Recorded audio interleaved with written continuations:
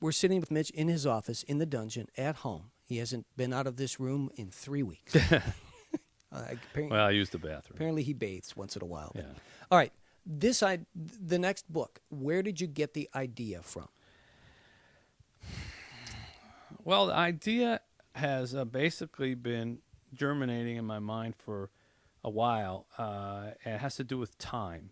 And it has to do with how we spend our time and our obsession with time and the world that we live in going faster and faster and faster, and how everybody has more time and wants more time. And it seems to be the number one currency that everybody trades in. I mean, everyone wants a computer to go faster. They want these little PDAs so that they can speed up their life. They want email that goes to 6 people at once so they save time on that, and they get squeeze more and more time, and yet nobody seems happier and nobody seems satisfied, and we're just going faster and living longer, and everybody seems to only want more and more. So the idea of this obsession with time has been with me, throughout most of the books that I've written. There are small elements of it going back to Tuesdays with Maury. Certainly for one more day, the idea of getting another day back, and 5 people you meet in heaven, about how you spend your time on earth. But never have I been so interested in sort of just our total obsession with how time works as I am now. And at some point, I don't know what it was, New Year's or something, I saw an image of Father Time, and the bearded man with the hourglass that always comes at New Year's. And I looked up what the story was behind him. Like, okay, what is he? What's the legend? There isn't one. It turns out that he's just sort of a drawing, and there's a little bit of sort of Greek mythology. If you look around a little bit, some think he was this god named Kronos, and who was eaten, or he was killed and he ate his young, or something like that. I mean, it's a story that's very, very weird and not really told. But otherwise, that kind of drawing, it's just a symbol. It's a symbol that comes at New Year's time of, like, here comes Father Time, ushering in the new year or whatever. He's got his hourglass. Sometimes he has a baby New Year under his arm or something like that. But there's no story. So I got the idea about, well, what if I invented the legend of Father Time and told the story of who he actually was, because I wouldn't be stepping on anybody's story, because there isn't one. And so in my book, there is a real Father Time, and he has a real backstory. And basically, without giving away too much of the book, I sort of say who he was, and he isn't an old man, actually, and he isn't who you think he is. He's actually young. And he was basically the first person on earth to ever begin to count time. Because, there was a point where man just lived and didn't worry about what time it was, and didn't worry about, how many years were passing, what his birthday was, what the date was, anything like that. It was just like the animals all around us. The animals just live. A deer doesn't know what time it is. A dog doesn't know if it's his birthday. The birds are never late. We're the only people who mark time. And as soon as you start marking your time, you think that you're controlling it, but it's controlling you. And we are the only people who ever worry about time running out. A dog doesn't go, oh, man, it's my 11th birthday. I'm only going to live a couple more years.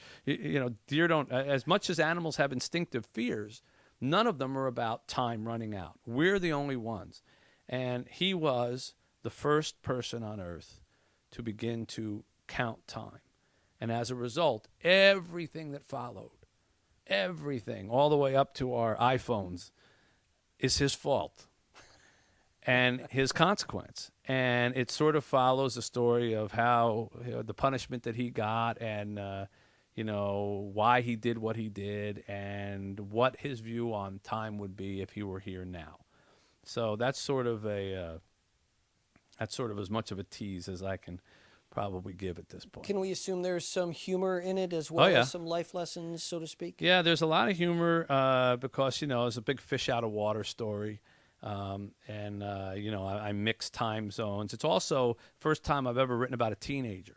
There's a story about a concurrent story about a teenage girl.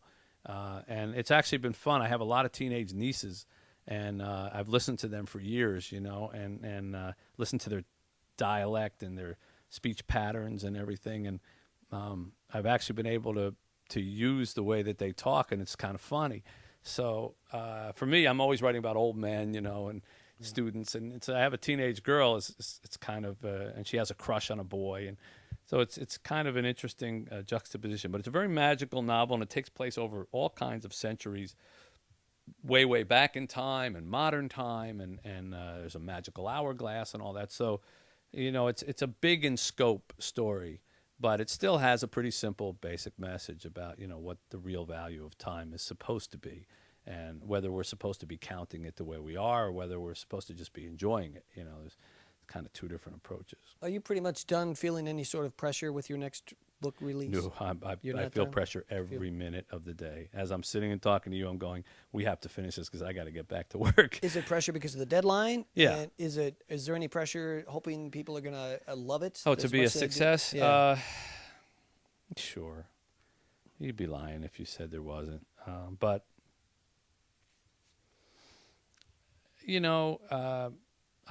I've known success, and I've known different levels of success. Not every book has sold exactly the same, even of the 4 that I've written. Not every movie has done the same, the 4 that we've written.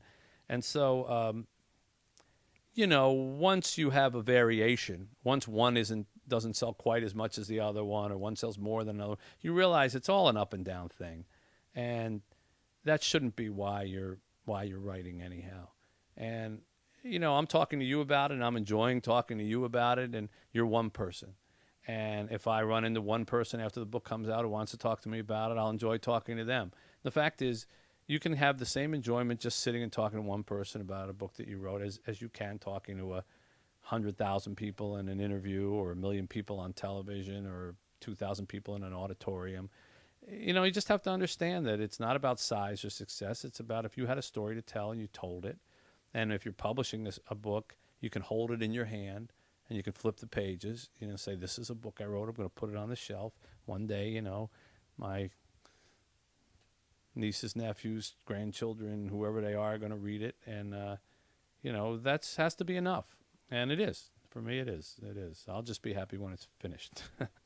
Well, we'll be happy to have you back on the air and back around again, but I should probably let you go because you have to get back to writing. I do. And I appreciate you allowing me to come into your dungeon. Yes. Well, tell everybody it's not as sloppy as they might think, but it does have a lot of coffee cups and tea cups and things like that. It's definitely lived in and worked in. It's lived in and worked in, but this is where we do things. And we'll post some pictures up, maybe, show from different angles what it's like once I clean it up. Thanks, Ray.